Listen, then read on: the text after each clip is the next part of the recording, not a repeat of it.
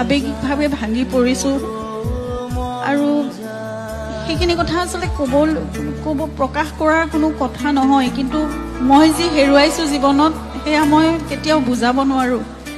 কিন্তু বিহুৰ প্ৰথম দিনাখন মই তেওঁৰ লগত মই সদায় আচলতে কথা পাতোঁ।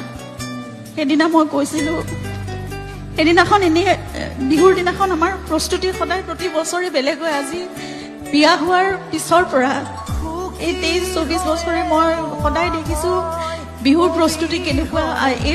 এই দিনটোত, সেই দিনটোৰ পৰা আৰম্ভ কৰি কেনেদৰে কি পিন্ধিব, কি কৰিব, কেনেকৈ কলৈ যাম, 1.5 মাহ 2 মাহৰ বাবে আমাৰ প্ৰস্তুতি, গোটেই ঘৰখনত মানে কেনেকুৱা এটা পৰিৱেশ থাকে। কিন্তু সেইদিনা সকলো একেবাৰে নিস্তব্ধ, কিবা একো নাছিল শূন্যতাৰ বাহিৰে।